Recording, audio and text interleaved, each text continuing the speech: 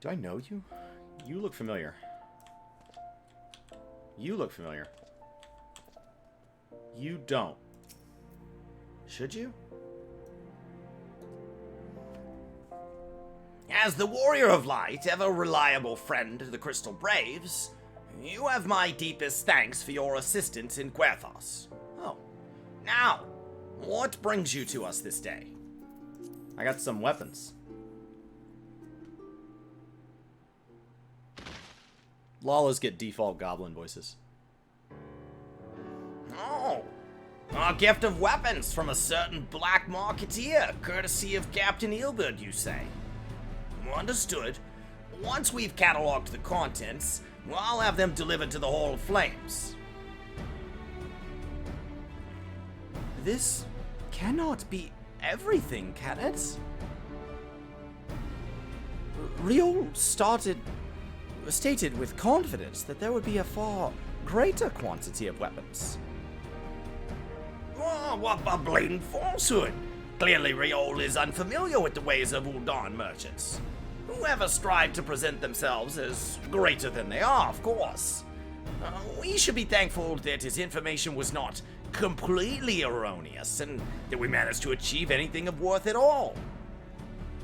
Well, it is something worth celebrating, isn't it, Lieutenant? Besides, we've got more important things to worry about, like fighting those Garleans up north. There'll be no fighting if I have anything to say about it.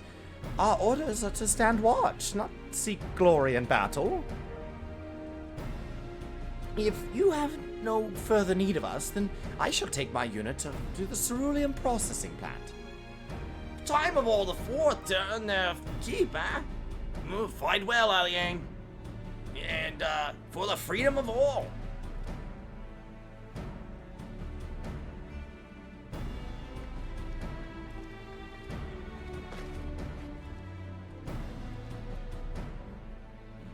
Excellent work as always, my friend. Rest assured that the Immortal Flames will hear of your contribution until we meet again.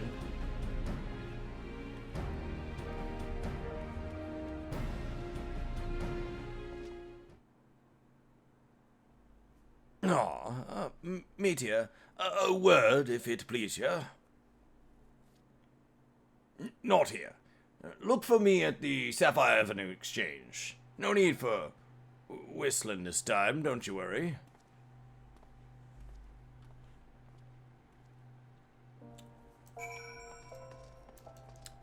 You can tell me where the rest of the weapons, went, buddy? You keeping some for the Crystal Braves? You making a little money on the side? You might have a good, like... Some of these guys may have a good reason for this, but I have a feeling there's... something in the Crystal Braves is taking advantage of this situation.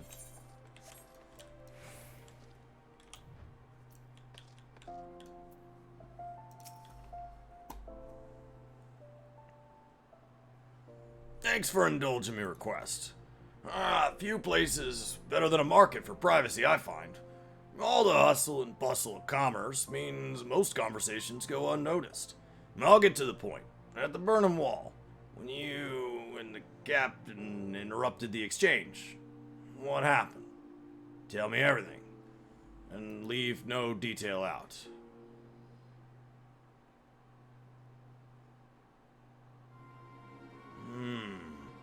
That's not quite how the first told it.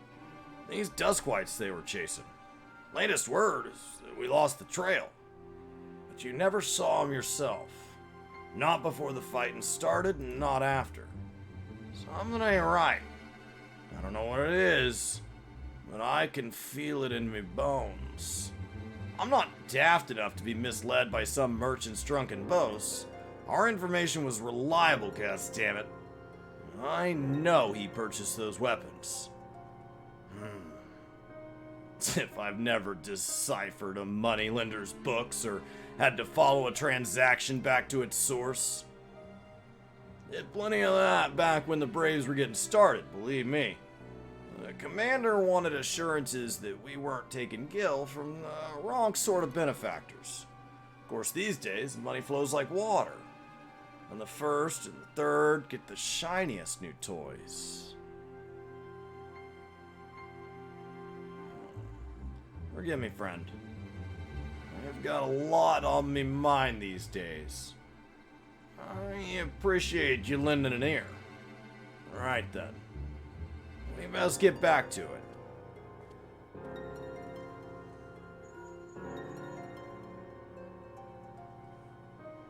Media, can you hear me? This is Tataru. Your presence is urgently requested at the Rising Stones. Please come see me as soon as you're able.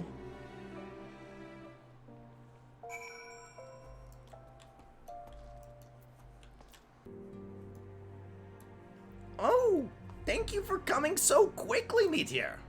We've a guest from Ishgard who wishes to speak with you. A most, determined lady by all indications.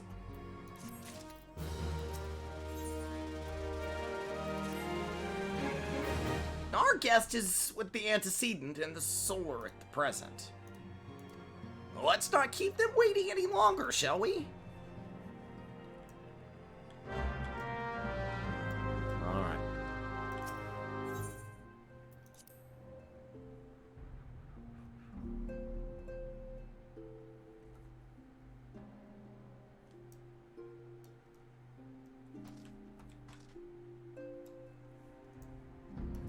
I don't know that I've met you.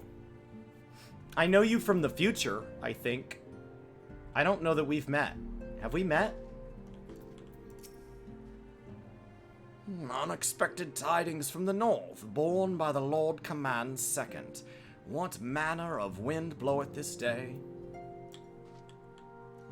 She may have been standing there at some point. At this point, it would be more unnerving if he spoke plainly.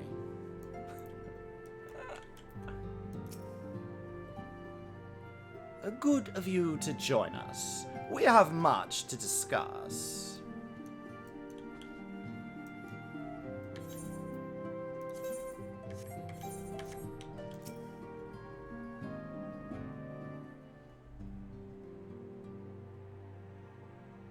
We have a guest from Ishgard who wishes to speak with you.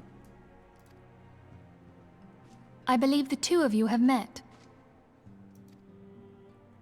We have. I had hoped to speak with Commander Leveilleur as well, but I cannot afford to wait any longer. The Lord Commander sent me hither to request your aid in a matter of grave import. You see now why I had Tataru summon you.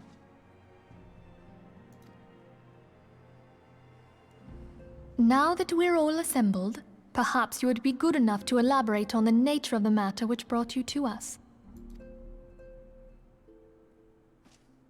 The Observatorium's astrologians have sounded the alarm. Last night, the Dragonstar burned with an intensity not seen in 15 summers. Not since the Dravanians engaged the Empire in the Battle of Silvertear Skies. The northern sky doth burn full bright upon the Wormlord's call. The red behemoth beckoneth, and flame consumeth all. The old Curthan rhyme, aye. That's also just how he talks. The brightening of the Dragonstar is said to accompany the roar of a great worm. The astrologians believe that it was Midgardsormr himself who cried out on this occasion. After an absence of centuries, the King of Kings did return to lead his kind against the might of Garlemald. Only to fall in his duel with the Agrius, proud flagship of the Gallian fleet. Devoid of life, his corpse remaineth entwined about the Magitech monstrosity even unto this day. Ariange has the right of it. Whatever this alteration in the Dragonstar portends, the Great Worm has shown no sign of life. Tataru, have the Domans reported aught out of the ordinary?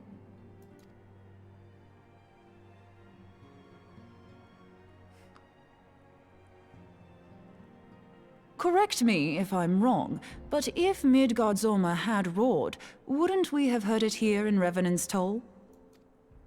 Roar is but a figure of speech. Dravanians can communicate in ways beyond our ken. It is for this very reason that we are forced to look for signs in the heavens. We cannot say with any confidence that a great worm roared at all, much less that it was Midgard-Sorma. Only by directly examining the Keeper of the Lake can we be certain. However, it will take too long to gain the Holy See's approval to dispatch the Temple Knights. Therefore, Sir Emmerich would entrust this task to you. Do you accept? We knew you would not disappoint us. Now, if you would excuse me, I must return and assist the Lord Commander. We have precious little time to prepare. To prepare for what, pray tell?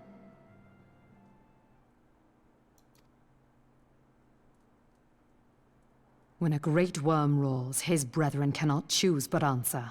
We prepare for battle.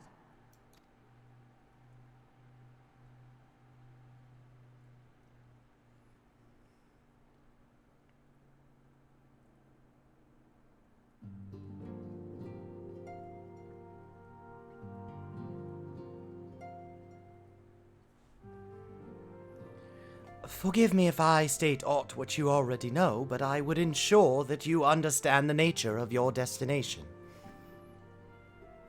As Oriange stated, what we now call the Keeper of the Lake is the wreckage of the Agrius, a former flagship of the Imperial fleet, and the corpse of the worm responsible for its destruction. 15 years ago, as the next step in his campaign to subjugate Eorzea, Gaius van Baelsar attempted to seize control of Mordona. So massive was his force that all thought his victory was a foregone conclusion.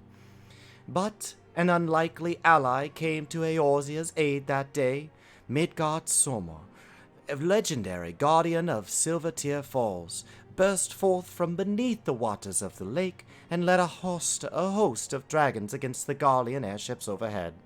In what would later become known as the Battle of Silvertear Skies, the Great Worm felled countless airships before engaging the Agrius. In the ensuing struggle, the flagship's cerulean engines failed, and it tumbled into the lake below. Yet this victory came at great cost, for the explosion which followed claimed the life of the Great Worm as well.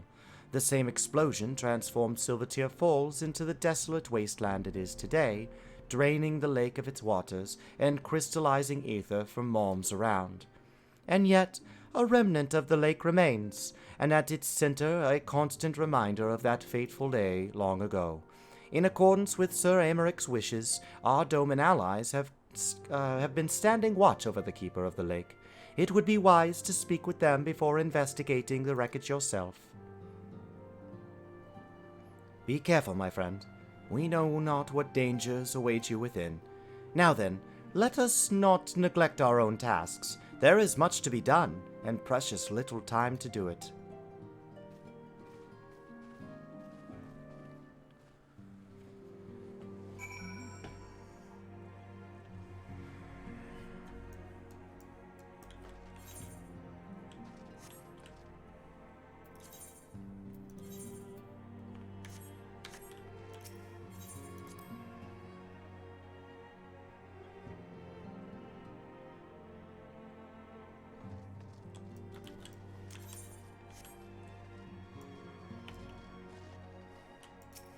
Being from the future, I found all of that confusing.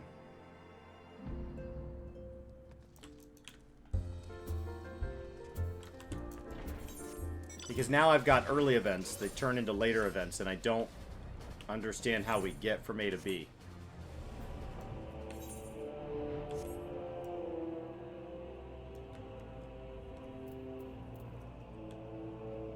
Huh.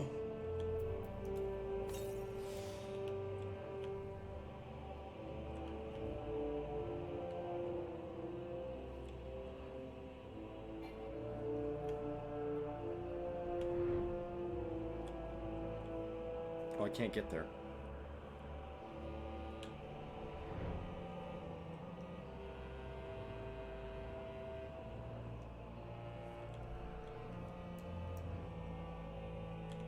All right.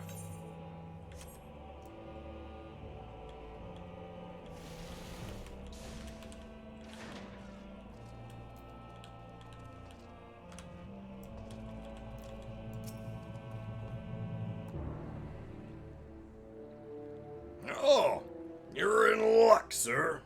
I was about to send word to Revenant Stoll about the Garleans. Of late, I've seen small airships, like from Castrom's Entry, come and go from the Keeper of the Lake. Though I cannot say for certain at this distance, I believe they may be salvaging something from within the wreckage. The Castrom supply lines have been cut for some time, and I'd wager they're desperately in need of spare parts and other equipment. Well, let me just tell you some things. Oh, so it's true then. These Guardians honestly fear that the worm might rise again. Well, from here, that seems rather unlikely, but if it's assurances they want, you got no choice but to inspect the corpse in its entirety. Easier said than done, given the creatures which inhabit the wreckage, and the aforementioned Garleans, who won't take kindly to your presence. They're sure to fire upon an airship, so I'd advise a more stealthy approach. Take this boat, few your comrades to the base of the Agrius, and climb to the top. That's the only viable approach, I'd say.